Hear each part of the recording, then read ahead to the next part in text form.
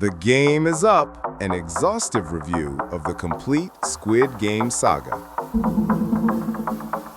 Welcome everyone to the show. It's Feesho and Foori back in the studio, and today we are breaking down a series that isn't just a show. It's a cultural phenomenon, social commentary, and a global obsession. That's right, we are talking about Squid Game. All 3 seasons, start to brutal finish. It's almost hard to believe it's over. Squid Game didn't just premiere on Netflix, it exploded. The first season became Netflix's most watched show of all time, hitting the top spot in 92 countries and making Emmy history for a non-English language series. That's 1 and 2. The momentum only grew from there. The season 2 premiere racked up an astonishing 68 million views in its first week alone, breaking all previous records. That's 2. And the show's popularity wasn't limited to our screens. It seeped into the real world. I mean, do you remember the Dalgona Candy Challenge? Or seeing everyone dressed up as the players in green tracksuits and the guards in those unmistakable pink jumpsuits for Halloween? Even Netflix got in on the action, launching a real-live video game, Squid Game Unleashed, and a reality series, Squid Game The Challenge. That's 1 and 2. What's remarkable about this cultural takeover is that it wasn't an accident. This level of global engagement was driven by a meticulously planned, months-long promotional campaign that spanned 6 continents. Netflix didn't just release the show, they created immersive real-world experiences to amplify the hype. Think about the legendary game of red light, green light that was played on the Champs-Élysées in Paris, France, which drew over 20,000 on-site spectators and millions of viewers online. Or the interactive maze in the Netherlands that gave over 4,000 fans a taste of the show's world. The show transformed from a passive viewing experience into an interactive, real-world spectacle. The promotional campaign itself mirrored the show's central theme, a morbid but compelling spectacle for mass consumption. The Player's Journey, a study in humanity. While the spectacle of the games captured the world's attention, the true genius of Squid Game lies in its characters. These aren't simple heroes and villains, they are deeply flawed individuals, pushed to their limits by desperation and societal failure. The central trio, Gi-hun, Sang-woo, and Se-byeok, each represents a different, heartbreaking response to a broken system. Let's start with Seong Gi-hun, our protagonist and the very last player standing. At the start of the series, he's presented as a deeply flawed man, a divorced, gambling addict in profound debt, struggling to be a good father to his daughter. But beneath the surface, his recklessness is born from a past trauma, a failed work strike where he witnessed his friends and colleagues killed and beaten.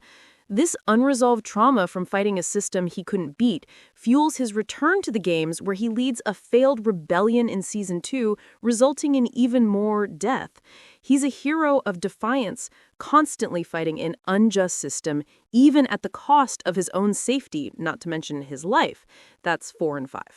By the final season, Gi-hun's journey reaches its emotional and thematic conclusion. His self-sacrifice to save the baby in the final game is not just an act of heroism, it's the ultimate rejection of the game's logic. The game's creator, the frontman, spent 2 seasons trying to convince Gi-hun that humanity is inherently selfish and not worth saving. Gi-hun's final act, sacrificing his own life for the sake of the most vulnerable player, proves the frontman wrong. In that moment, he isn't just winning a game, he is redeeming his own past failures as a father and a failed revolutionary, proving that humanity and compassion are not just fleeting virtues, but a powerful force that can defy the system's brutality. In stark contrast, we have Cho Sang-woo. Many viewers see him as the show's villain, but I think that's a simplification. He's the smartest player in the game, an SNU graduate who came into the contest to save his mother's livelihood after his own financial ruin. His actions, pushing the glassmaker, cheating Ali, and his willingness to sacrifice others, are not acts of pure evil, but of utter desperation. He understood the game's rules from the beginning. You cannot get out of it by being nice. However, he's not without a conscience. We see his guilt and inner conflict, especially when he flinches after Ollie's death, unable to live with the knowledge of what he's done. That's 8 and 9. His tragic story is a commentary on how a capitalist system forces even the most brilliant people into making unthinkable choices to survive. And finally, there's Kang Se-byak. As a North Korean defector, her life has been defined by hardship and sacrifice. She enters the game with a single motivation: to earn enough money to rescue her family and reunite with her brother. She initially starts as a lone wolf, stoic and reserved. But as the games progress, she starts to form meaningful human connections, most notably with Gi-hoon and Ji-young. Her presence in the game serves as a poignant reminder that even in the most desperate of circumstances, the desire for human connection and community can persist. That's 12 and 13. In the final season, she appears as a hallucination to Gi-hoon, reminding him that he's not a killer and pulling him back from the brink of moral collapse. That's 4. While she may not have won the game, her enduring influence on Gi-hoon's moral compass ensures her spirit of humanity triumphs in the end. When you look at the show through the arcs of these three characters, you realize they're not just playing a game. They're living out a commentary on society. Song-woo chooses to fight within the system's ruthless rules. Gi-hoon tries to cling to a moral code that doesn't fit. And Se-byak finds strength in bonds that transcend the game's logic. Ultimately, the series seems to conclude that the only way to win is to refuse to play the game on its own dehumanizing terms. The deeper meaning, artistry, and critique. Beyond its characters and plot, the show's true brilliance lies in its meticulous artistry. Squid Game is not just a show about violence. It's a masterclass in psychological manipulation, using visuals and sound to make us, the viewers, feel the same sense of dread and disorientation as the players. It all starts with the show's core themes, which are explicitly anti-capitalist. The creator, Hwang Dong-hyuk, stated that he wanted to write a story that was an allegory or fable about modern capitalist society that depicted an extreme competition. This is showcased in the show's recurring theme of the illusion of choice. The players are given a vote to end the games after the first round, but they choose to return because, as one source notes, the game is no more brutal than the one being played in their day-to-day lives of poverty and debt. The VIPs, who represent the global elite, reinforce this critique by betting on the players like racehorses, reducing human life and death to a form of entertainment. That's all 13. The show's visuals are central to this critique. It creates a jarring juxtaposition by setting its brutal games in whimsical, childlike playgrounds. The cheerful pastel colors and giant robotic doll contrast starkly with the bloodshed and despair, creating a deeply unsettling atmosphere. The iconic multi-story staircases were directly inspired by M.C. Escher's famous lithograph, visually representing the labyrinthine, Sisyphean struggle of the poor with no clear way out. Even the costumes are symbolic.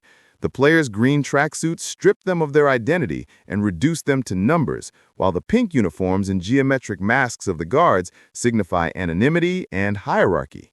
The geometric shapes, circle, triangle, and square, are more than just a cool visual. They denote a strict hierarchy from worker to manager.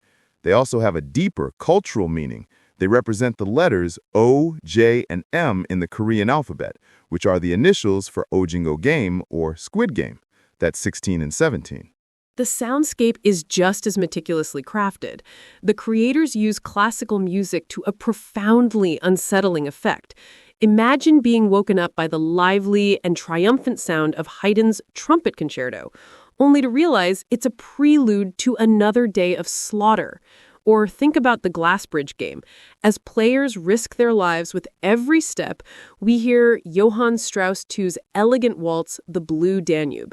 The beautiful and graceful music stands in contrast to the players' panic and gruesome deaths, creating a feeling of satire and psychological horror. That's 18 and 19. By using these familiar, comforting sounds as a backdrop for horrific acts, the show forces the viewer into the same position as the VIPs. We are psychologically embedded in the horror, unable to look away from the spectacle, which is exactly the point. That's 19. The final verdict, an unprecedented divide. Now, as we've seen, the first 2 seasons of Squid Game were a critical and commercial success. However, the final season sparked a debate unlike anything the show had seen before. The gulf between critics and audiences has been described as shocking and unprecedented. Let's look at the numbers.